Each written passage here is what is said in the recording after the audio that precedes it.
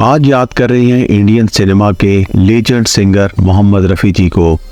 31 जुलाई को थी उनकी वफ़ात का दिन। उनको दुनिया से गुजरे 40 साल से ज़्यादा अरसा हो चुका है। आज उनकी याद में उनसे जुड़े 2 वाक़यात के बारे में बात करेंगे। साल 1963 में आई फिल्म सहरा के एक गीत से हसरत जयपुरी ने इसे लिखा था और म्यूजिक दिया म्यूजिशियन रामलाल ने, और इसको बनाया था मशहूर legend producer director V Shantaram ने। और ये गाना था तकदीर का फसाना जाकर किसे सुनाओ। तकदीर का फसाना जाकर किसे सुनाऊं। इस गीत को वी शांताराम जी ने सबसे पहले महेंद्र कपूर से गवाया था, और जब गाने को स्क्रीन पर चलाया गया तो वी शांताराम और रामलाल को ये लगा कि गीत को और बेहतर होने की ज़रूरत है, क्या किसी और गुलकार से गवाया जाए। उनकी सोच के मुताबिक गीत और सुपर होना चाहिए था।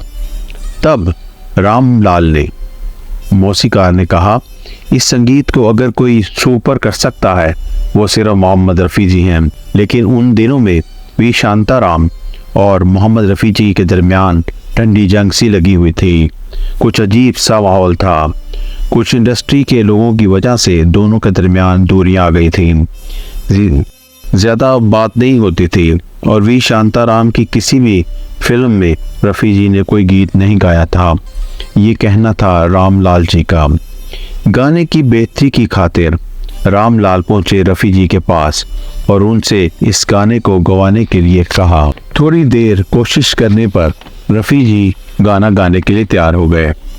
ये न्यूज़ जब पहुंची शांताराम के पास, वो बहुत ही हैप्पी हो गए थे कि रफ़ी जी ने उनकी रिक्वेस्ट मान ली है। तो फिर खुद वी शांताराम पहुंचे मोहम्मद रफ़ी जी के पास उनके घर मिलने के लिए। एक शख्स बाहर आया, पूछा किससे मिलना है, तो उन्होंने कहा रफ़ी जी से कहना कि डायरेक्टर प्रोड्यूसर वी शांताराम आए हैं। ये सुबह के 11 का वक्त था और रफ़ी जी घर पर ही थे। वी शांताराम का पता चलते ही रफ़ी जी उन्हें रिसीव करने के लिए बाहर ही आ गए। वी शांताराम ये देखकर इमोशनल से हो गए थे। रफ़ी जी से लिपट गए और ज़ार ज़ार रो दिए। रफ़ी जी ने उनकी कमर को थपाया और बोला, क्या हुआ, आप बात बताएं। फिर वो दोनों बैठे और वी शांताराम ने बोला, मैं ये फ़िल्म बना रहा हूँ सहरा, और मैं इसमें आपसे गाना गवाना चाहता हूँ। और फिर रफ़ी जी ने ये गाना रिकॉर्ड करवा ही दिया और ये गाना गाया, बेहतरीन सुपर हिट साबित हुआ। आज भी ये गाना सुना जाता है, और ये भी कि महेंद्र कपूर भी एक बेहतरीन गुलकार थे, उनकी काबिलियत भी बेहतरीन थी। अब रफ़ी जी से जुड़े दूसरे वाक़े किस्से की बात करते हैं। ये साल था 1981 और मूवी आई थी नसीब, और इस मूवी में एक गाना अमिताभ जी ने गाना था रफ़ी जी के साथ, और पहली बार ये गाना था उन्होंने। आनंद बख्शी जी ने ये गाना लिखा और लक्ष्मीकांत प्यारेलाल ने म्यूज़िक दिया। चल चल मेरे भाई हाथ जोड़ता हूँ तेरे पाँव पड़ता हूँ। चल मेरे भाई तेरे हाथ जोड़ता हूँ। इस गाने की रिहर्सल अमिताभ जी ने बड़ी मेहनत से की थी, बहुत प्रैक्टिस की थी कि इन्हें रफ़ी जी के सामने गाना है, और वो कंफ्यूज भी थे। रातों की नींद उड़ सी गई थी। सब कुछ हो जाने के बाद जब गाना रिकॉर्ड करने की बात आई तो एक ही रूम में दोनों लोग खड़े थे, अमिताभ बच्चन और रफ़ी जी, और अमिताभ जी ने अपना सर थोड़ा नीचे किया हुआ था। तो तब रफ़ी जी ने पूछा, अमित क्या हुआ, आप ऐसे क्यों खड़े हो। तो अमित जी ने कहा, रफ़ी साहब मैं आपके सामने खड़े होकर ये गाना किस तरह गा सकता हूँ, मैं ये बोल कैसे बोलूँगा। जब अमित जी कहते हैं चल जा साला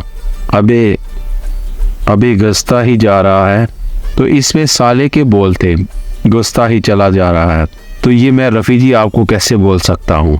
अमित जी ने कहा, ये मैं कैसे बोल पाऊँगा, ये मेरे लिए मुश्किल चैलेंज है।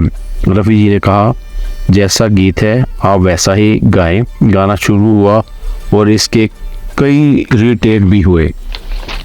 तब रफ़ी जी ने अमित जी से कहा, आप काम डाउन, रिलैक्स होकर गाना गाइए। ये गाना लोगों ने सुनना है, हम लोगों ने नहीं सुनना है।